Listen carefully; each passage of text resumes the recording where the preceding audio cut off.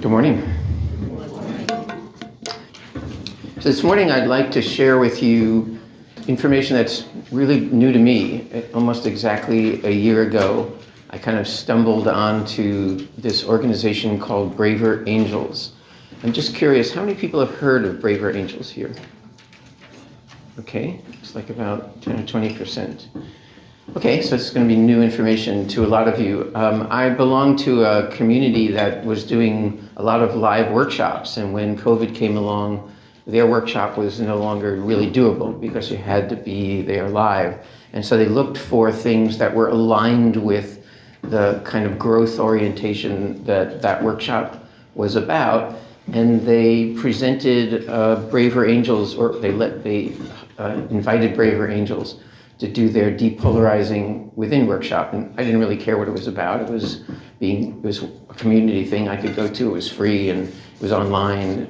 And it turned out to be so aligned with the work that I'm doing in the world, and that I think most of the people here in this room are doing as your career, that I was excited to share with all of you this kind of new use of conflict resolution at a national level. So probably in the 20 years since I learned how to do mediation in the small claims court of Northampton, Massachusetts, mediation has expanded into all different facets of our world and life. And to my mind, every place that it touches, it cools things off, it teaches the population that it participates with a set of skills that are necessary in order to have what I call in my marriage and mediation work, mature relating.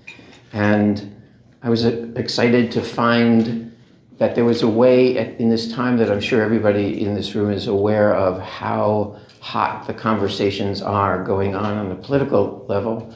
So much so that probably like a lot of you, I just withdrew from those conversations because as a mediator, I'm not happy seeing conflict happen that isn't mediated.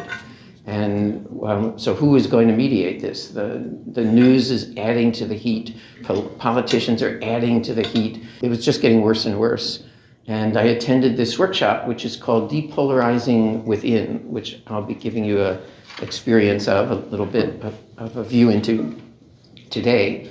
And I was excited not only to learn that there's an organization, a nationwide organization, which is bringing mediation into the national political conversation, but they're doing it in a way that, as a mediator, I really approve of. They're teaching skills to people and encouraging people to really disagree, but to do it respectfully.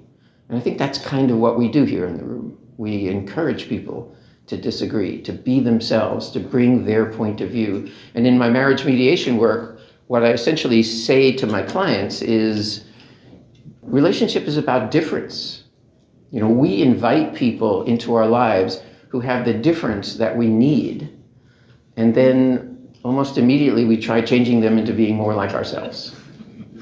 You know, there was a Seinfeld episode where he takes a woman out on a date, and for dinner she orders cold cereal in a restaurant, which is something he does all the time. And the next morning he says to his friend George, I finally found what it is I was looking for. It's me.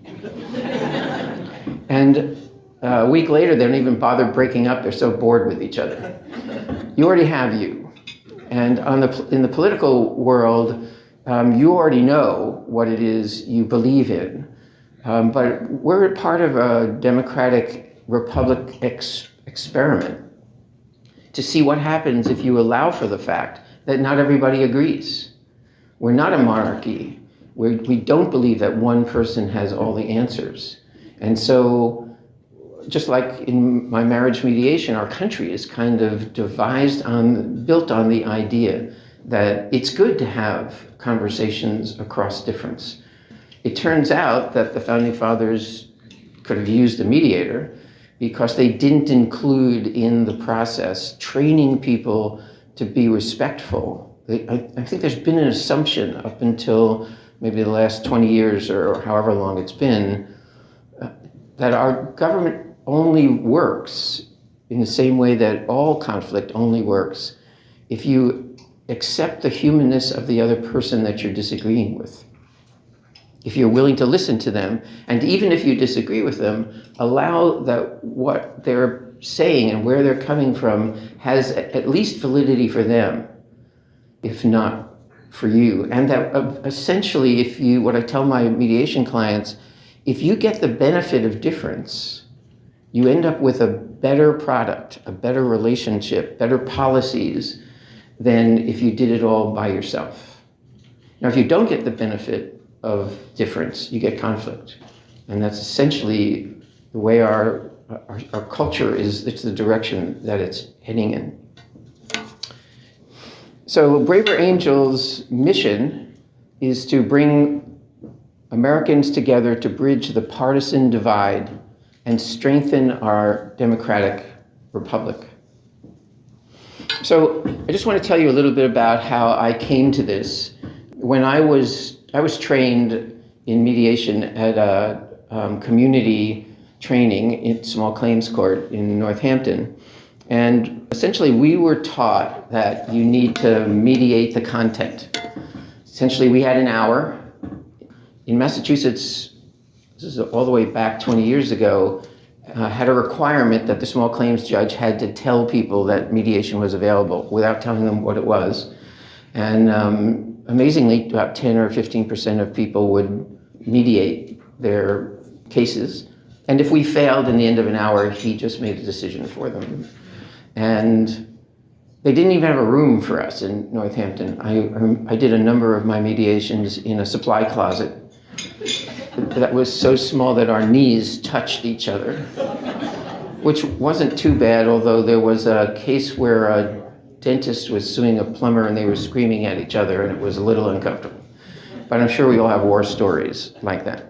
But the very first mediation that I did in small claims court was a guy who was suing his bank over a $6 fee that he thought was unfair. And the bank sent a vice president with instructions not to settle. And that was the great thing about small claims court. They were tiny little numbers, little amounts, and huge issues. And what I got out of watching that, I was second chair because it was sort of my first mediation. And as I watched my teacher and co-mediator apply the soothing skills of mediation to this really heated conflict, what happened was the humanness and the values of the two sides suddenly cleared from the smoke of all the fire of the rage between the two of them. And it became clear that this wasn't about the $6. It was about respect, and it was about justice. And after about 20 minutes, the vice president asked if we could take a recess so that she could call her bank and ask to be released from the not settling, because she said she wanted to participate in this process. And I don't even remember how they resolved it, but I left there feeling really different than I had in the classes of mediation and in the training that the judge gave us, that what we're doing here is about humanness. What we're doing here is about relationships. And what I found in the 20 years of being a marriage mediator, I became a mediator because I was really good at problem solving. I was a medical robotics programmer for 30 years. And I wanted to do something that was more directly related to human beings. And so I thought, why don't I help solve people's problems? But I never get to do that, because what I have found is that once you clear the smoke and you give people the chance and hopefully the skills to be able to hear each other and understand the values that are going on underneath, they can solve their own problems. Two people on either side of an issue who are listening to each other respectfully, they can figure it out. I think what gets in the way of people being able to resolve their problems is they start to see each other as inhuman, as stupid or ridiculous or just wrong. And from that perspective, just holding that in themselves, but certainly speaking it, causes the other person to lose interest in what they're saying. And that's really a lot of what is being mediated. So the first thing that I learned is that we're mediating relationships. Then my wife and I took the training together. She wasn't my wife then, actually. We were engaged to be married. This is what we did during our dating period. We took mediation training, which I actually really recommend, because although we weren't fighting much yet, our communication got way better. And we just didn't have conflicts because we had two mediators in our relationship. And so the first case that we did when we were advanced enough to be first and second chair were two elderly gentlemen who lived next door to each other, and one of them had loaned his beat-up old lawnmower to the other one, and it had come back broken. And so I was all ready, because it was still early on in our mediation practice, to mediate the lawnmower. That was our instructions, mediate the lawnmower. And my wife asked the guy who brought the case, so tell me about what this is about. And he said, this is my next door neighbor. We've been best friends for 30 years, and I'll never speak to him again. You know, there's the violence, the rage over a broken lawnmower. Of course, the other guy said the lawnmower had been received a broken lawnmower. So Elise, using her own intuition, repeated back, so a 30-year friendship is ending over a broken lawnmower. And I could feel the lawnmower receding from the room. And she mediated the relationship, which was really what was broken. It wasn't the lawnmower, it was the relationship. And they cared about each other, and this was a huge loss. That's where the energy came from, right? It was the loss of the human connection. And when we left that mediation, Elise and I said, you know, we should be mediating relationships. We should think about becoming relationship mediators. And that was the first thing we wanted to do. The second thing we wanted to do was, because our relationship was so impacted by these skills, we wanted to teach our clients how to do what we were doing. We wanted to teach them to fish instead of giving them the fish. And so we started doing these things we called teaching points. So we would get to a bit of success, and we'd say, so here's what we just did, in the hopes of giving them those skills.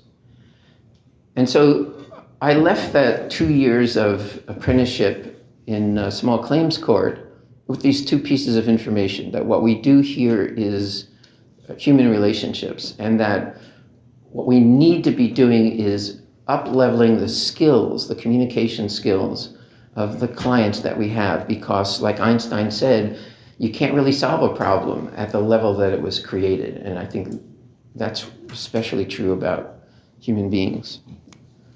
Probably don't have to talk to you much about how terrible the political polarization is at this point in our culture. Starting around the election of 2016, I don't think that's where it began, but that's where it really became clear to a lot of us just how polarized we all are. But this is not a new problem. This is a quote that came across my email this week, and I quickly added it into the slideshow. It says, "To the present distracted and broken nation, we are not for names, nor men, nor titles of government, nor are we for this party or against the other. But we are for justice and mercy and truth and peace and true freedom, that these may be exalted in our nation, that the goodness, righteousness, meekness, temperance, peace, and unity with God and one another, that these things may abound." And this was written by Edward Burroughs, 1659. This is not a new problem. This could have been written by braver angels about their mission right now. So the goal of braver angels is not to change people's views on issues. We do change the views of each other. So when I saw this in the workshop that I attended, I was like, wow, they're talking about the thing that I learned 20 years ago in small claims court, that we don't really need, you can't change the difference. That what you need to change is our views of each other. And Braver Angels has honed in on not just political polarization, but what they call affective political polarization, which is not what you'll hear on the news. Affective political polarization is disagreeing on the issues that leads to personal contempt and distrust. There's that word again, trust. So in the same way that Elise and I identified it's not the lawnmower, it's the relationship, I was delighted to see that Braver Angels has realized the same thing, which is even tougher because there's such detail in the political polarization. There's so much story that you can get enraged about. And I think that one of the things that we in this room bring to the world is that information that the level underneath the smoke, where the real values are, is where the healing is. It's where you insert the skill set. And that's what really creates change. We have not been this polarized since the Civil War in this country. This is just one of a lot of the statistics that Braver Angels has brought together. This particular question is, I would be displeased if my child married someone of the opposing political party in 1960, which was a pretty volatile time, if you remember. That was not an issue that people thought about. In 2016, almost 50% of people would not be happy with their child marrying someone from the other political party. This is not about issues. This is personal. So what I'd like to do is to give you an experience of how pervasive this affective polarization is. So those of you that have the handout, you'll see in the middle of the page there's a table with a place for 5 answers. If you don't have that, you just can have a piece of paper and just write down 5 numbers. And what I'd like to do, this is a quiz which is in the Depolarizing Within workshop of Braver Angels. I'm going to ask you 5 questions. And what I'd like for you to do is not think about specific issues when you're answering these questions, but think about the large number of fellow American citizens who differ from you politically. Think about all those people rather than anything specific when you're answering these questions. Looks like everybody's ready. Okay, so I'd like for you to circle often, sometimes, or never in answer to each of these questions, or write it down if you don't have the output. How often do I find myself thinking about those people on the other political side without much regard for the variation among them? Often, sometimes, or never. Question 2. How often do I find myself assigning mainly self-serving or negative motives to the other group and mainly positive motives to my group?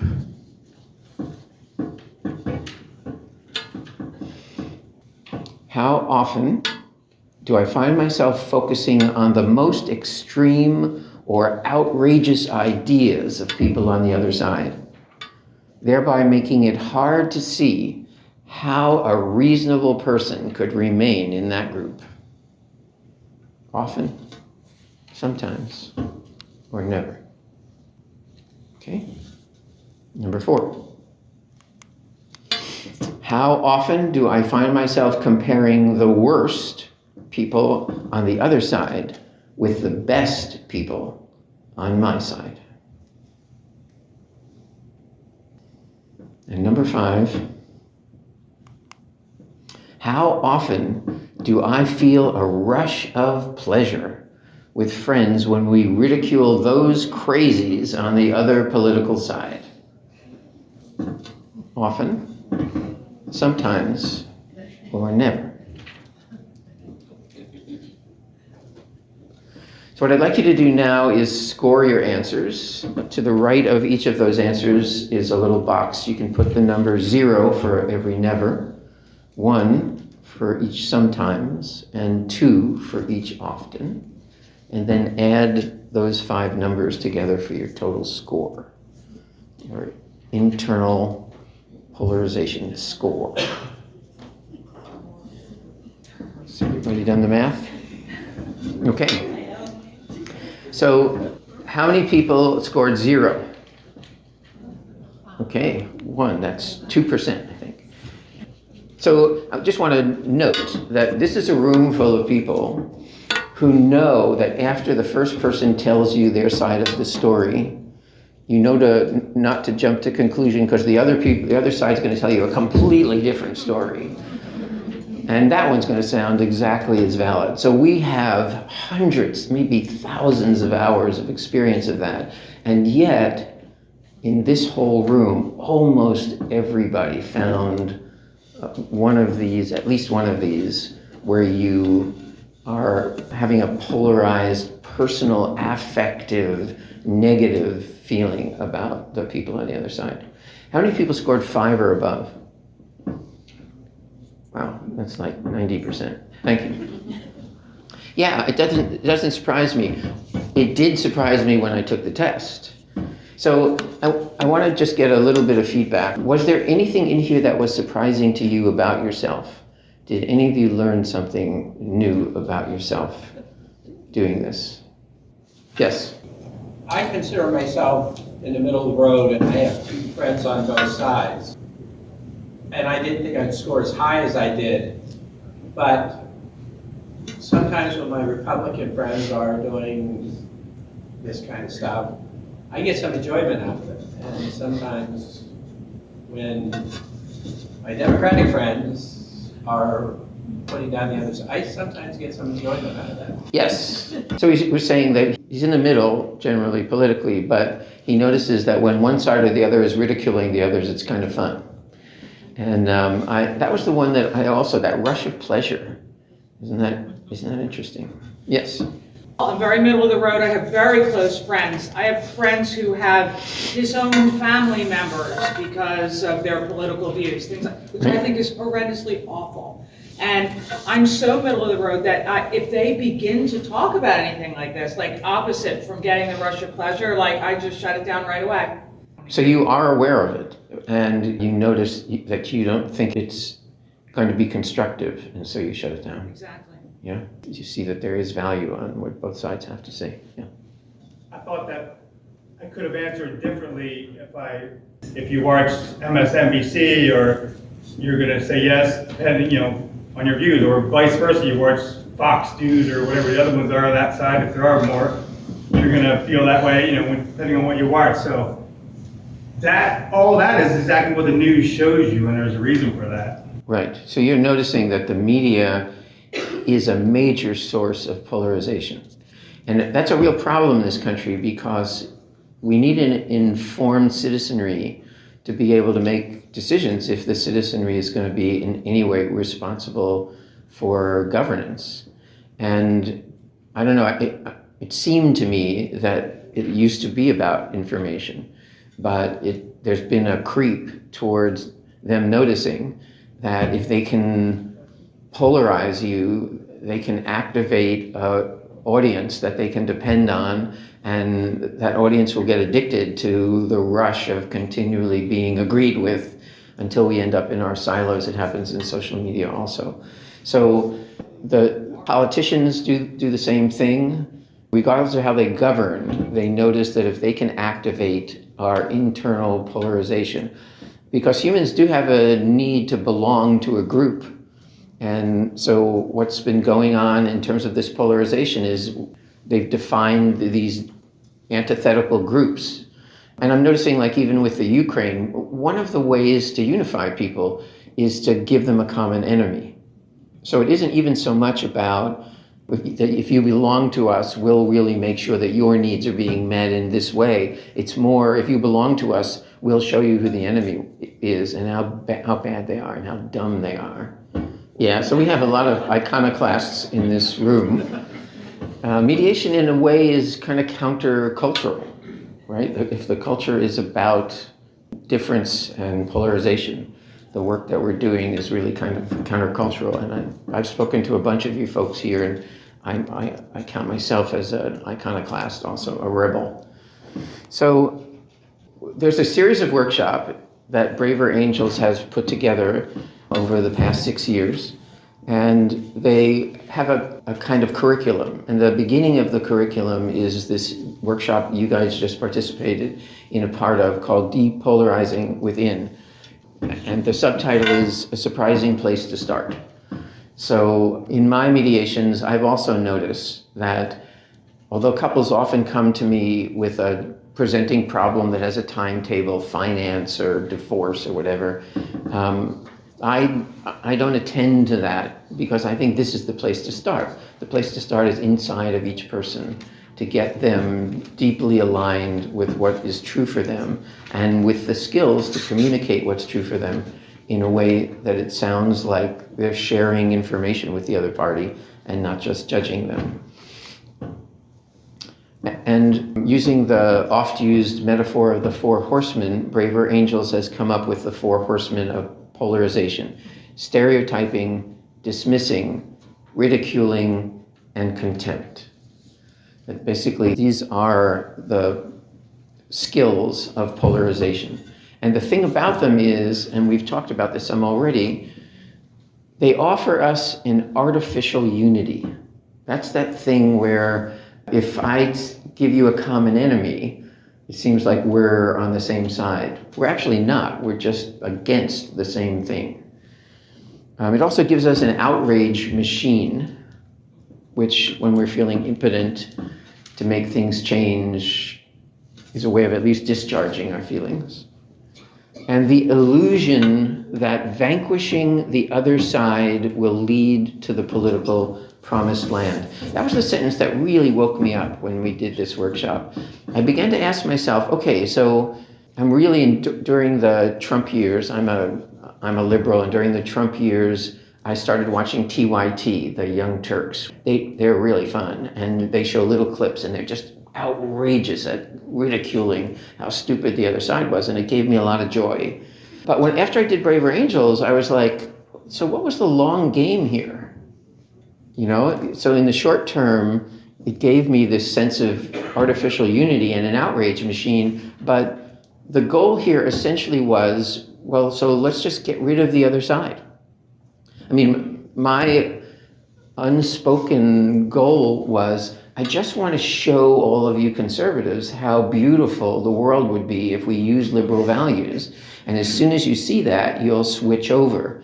But then I read an article that every time any advance in liberal agenda happens, it outrages the conservatives.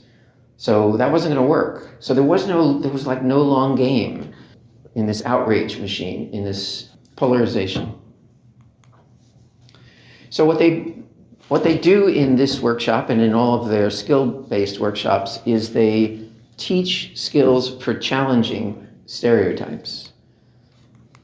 They teach that the other side is more varied and more complex than the stereotype states, that they have really different life experiences than we do, and that their life experiences inform them. And one of the great questions you can ask when somebody says something really outrageous that you can't believe that they believe is ask the Braver Angels question. So I'm noticing that you feel really strongly about this, and I'm wondering what life experiences informed your beliefs and feelings about this. And the stories that you get are amazing, and they make sense. I still don't agree with them necessarily, but it makes sense, and it sort of does the whole practice of mediation, at least in one direction, in that one question. what was that like? Developing relationships with people of the other side. You notice that the people who scored lower had friends on the other side. I live in Philly, which is a blue city. Or Pennsylvania, they call a swing state, but actually it's 2 blue cities and a red state. And what Brave Angels methodology is, at every level of their organization, you have to have an equal number of reds and blues, because they don't want to be seen as just representing one half. And it's in most of the cities, they don't have organizations because it's hard to find reds. And so I talk a lot about what I'm interested in. I was very excited about this. And it turns out I had a bunch of red friends and I didn't even know it, because it's dangerous in a blue area to be red, or in a red area to admit that you're blue. And Brave Angels has on their website what they call one-on-one red-blue conversation. You can download this series, 2 pages of questions, and then you invite someone. So I invite each of my red friends to come over for a 2-hour self-run workshop, and we each answer these questions. And you get to find out what things mean to them that I never knew. I didn't even know that they were red. And actually, those friendships deepened as a result of those conversations. And it gave them an opportunity to finally be able to talk about their position in a place where it was just too dangerous for them to do that. The next skill that they teach, they have lists on their website of nuanced thought leaders that give you not only both sides, but the advantages of both sides and the disadvantages of both sides, which is really all we need to be an informed population, but not what we get. You get the advantages of your side and the disadvantages of the other. There are also these awareness practices this was really challenging for me a year ago. It's not so challenging anymore, but criticizing your own side, which is just not something that we tend to do in a polarized environment. Again, it's dangerous. And then the really tough one for me in the beginning was noting what's positive about the other side. We just don't talk about that, in part because it's dangerous. You'd be seen as a traitor. And they recommend this eavesdropper thought experiment. When you're talking to people on your own side about the other side, imagine that there's a thoughtful person from the other side, or just over your shoulder, listening. Would they feel understood? Would they feel respected? It's fine if they feel disagreed with, but would they feel respected? And if not, then you're adding to the polarization. So, what we'd like to do about polarization is get the other side to stop being so polarized with us. But what this workshop is really telling us is that the way to really make change, the place you have the most power to make the change, is in here. The next in the series of workshops is called Bridging the Divide. So the first workshop is, so what's going on inside of you and how do you talk to people you agree with? The second workshop is the skills that you need to talk to people on the other side in a way that is respectful. They teach this LAP technology, which you're all going to recognize, I think, under some different acronym. LAP is kind of a joke because of the 3 people who started this, one of them's last name is LAP, L-A-P-P. So listening, acknowledging something that they said that you either agree or understand the value for them, which can be challenging if you're really in a polarized place. The pivot is a new thought for me, a way to do this. They call it the signal that you want to share your perspective. So when you're listening, you're not sharing your perspective, you're giving them the sense of understanding. And what they say about the signal is when you signal in a car, you don't turn immediately. You signal that you're going to turn. And so the pivot sounds more like, well, you may not know this, but I have really different opinions than you do on these topics. And I'm wondering if you're open to hearing a different perspective. And no is an acceptable answer. And if they say no, they'll probably jump back up to needing to be listened to. And so you now know what this relationship is going to be about. You're going to help them feel heard, and you're going to go home and scream at a pillow. When you do share your perspective, they don't recommend that you do it hotly and from a polarized place. So they teach language, nonviolent communication, which is another technology that I use in my marriage mediation. That's not what they talk about, but it's kind of what they do. They recommend how you communicate your perspective, the thought out facts and opinions that you have without criticizing people who don't agree with you.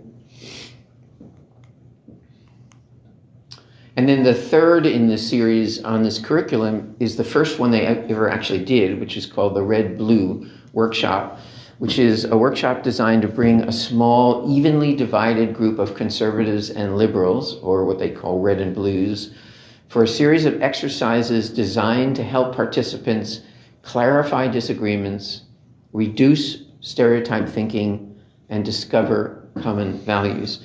And they did one of these just by the seat of their pants right after the 2016 election. And Mike Dougherty, who happens to be a marriage counselor, interestingly enough, designed the curriculum. It was a long weekend of these people together. And it was such a success that they took it on the road for a while. They got in a bus and were teaching it in different places. Then they went online during COVID. And this is kind of the flagship of the Braver Angels workshops. Just for a little history, so they started right after the election. The founders were David Blankenhorn, Bill Dougherty, and David Lapp. There's the Lapp. They assembled 10 Trump supporters and 11 Clinton supporters in Ohio, and they did that first workshop. There's been a lot of interest of universities studying whether or not this works and what impact it has, and these are some of the statistics that they've come up with. From the Red-Blue Workshop, 87% gain significant understanding of the other side. 85% feel less estranged or angry. And 91% see lots of areas of commonality from doing 2-3 hour workshops over a course of a weekend. 70 to 80% of participants say they have a better understanding and an increased feeling of warmth. And some of the people who did that very first workshop across that divide are still friends, and some of them are working together inside of Braver Angels 6 years later. The results, we do reduce affective polarization, that the skills that all of you know with focusing them specifically on polarization. So we have a lot of different kinds of mediation represented here, and each of you use the skills in your own way. Aaron was saying we just need to teach mediators how to deal with real estate issues in particular, and this is the same kind of thing. If you're interested, all of the workshops are free, by the way, and this is a largely volunteer organization. And so the thing I did the day after I did my workshop is I went on the website, paid the $12 to become a member, and took the online moderation training, which is what they call the people who run the workshops, and started doing workshops like almost immediately. Braver Angels is only 6 years old. In that time, they have over 16,000 members in all 50 states. They've trained 747 moderators, 153 ambassadors. That's what I'm doing here. This is an ambassador role of talking about Braver Angels, and 73 local alliances. That's the local chapters, where those are the people who run these workshops locally, especially before COVID. And they actually encourage the local alliances to experiment, like what else works. And when a local alliance finds something new, you report it to the national workshop construction team, and they're continually coming out with more workshops. They have an amazing team that beta tests it, and they keep adding more workshops. The kinds of offerings we have are workshops, which we've talked about, the one-on-one conversations that I mentioned. They have these national debates that are really amazing. These are not like the presidential debates where they're not really debates at all. These are actually really debates. They get someone or sometimes 4 people, 2 on each side of an issue, and they use the kind of college debate system where you're not talking to each other, they're talking to the chair, and they put out all that information, and then they're online. The people who attend can pose questions, and both sides can answer the questions. So like debates actually are useful. They don't look like they're useful anymore, but the actual debates are, and These are, you can go on the website and if you become a member, in your email once a week, you'll see all of the things that are available this week. We now have corporate offerings because Braver Angels is large enough that we're starting to get requests. I got a request from a national organization. They're finding polarization is causing conflict at every level of their organization. And also we're now getting requests from elected officials. They're asking if we can do workshops either around issues between legislators, or legislators are asking if we'll do workshops with them and their constituents on both sides so they can better really understand. So we're designing workshops specifically that's being requested for the actual government. So Mike Dougherty said, we've now officially stopped moving chairs around the Titanic and we're having an impact. So the workshops that are offered, there's these skill trainings, depolarizing within, bridging the divide, family and politics. They responded from alliances saying a lot of people are actually wanting not to use this just for politics, but that their families are breaking up. There are people they can't talk to because they so disagree. And so they've created a families and politics workshop. And this newest one, skills for social media. This is a 20-minute online workshop. You just do it yourself. And they show you how to post in social media so you will not create polarization, and how to respond to polarizing firefights on social media in a way that cools it off and gets it back on topic. Really worthwhile. Social media could, like the regular media, could be a source of information and real dialogue, but we're missing the skills.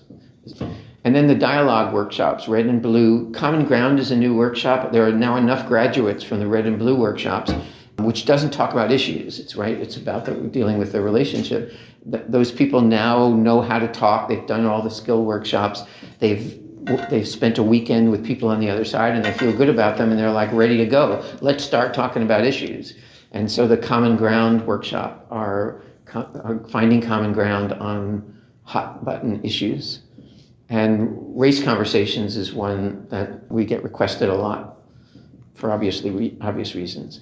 If you're interested in volunteering in order to help the organization or to take the trainings, $12 a year to become a member. Suddenly a new button appears on the website. If you go onto the member portal, all of these are online trainings. So for the moderator training, you watch videos of the various workshops being done with explanation.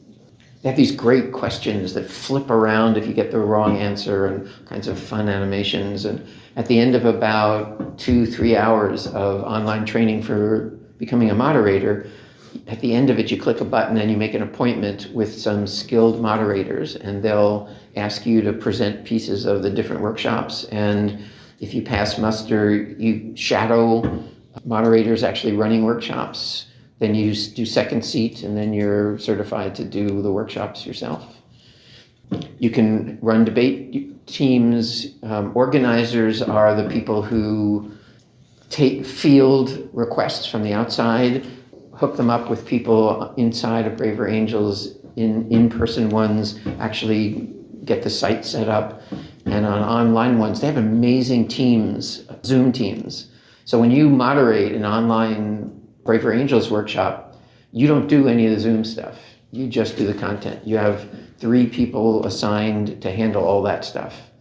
And so you can focus on actually presenting, which is brilliant and makes it a lot more fun. And Ambassador, which is what I'm doing today. braverangels.org is the website. Our goal is not to change the views on issues, but we do change views of each other. The original name for Braver Angels was Brighter Angels, which came from a speech that Lincoln gave. We need to bring our brighter angels into this conversation. Turned out that was copyrighted, and so they switched it to Braver Angels, which turns out to be a better name because this is a scary area to be in. I have a lot of people say, I hear that you're running workshops. I'm so glad you are. And I go, oh, you want to go on the website and become a moderator? They go, no way. I'm glad you're doing it. So Braver Angels was actually a little more accurate. This is a lesser known quote from Abraham Lincoln that I think is really on point. I do not like that man. I must get to know him better. So if you're interested in becoming a Braver Angel, go to braverangels.org. If you're just happy to know that the work that we're doing here in this room is now also being applied on the national level, which is comforting to me because I believe in what we do in this room. And I think that the more places that it's being done in the world, the safer and the better the world will be. Thank you.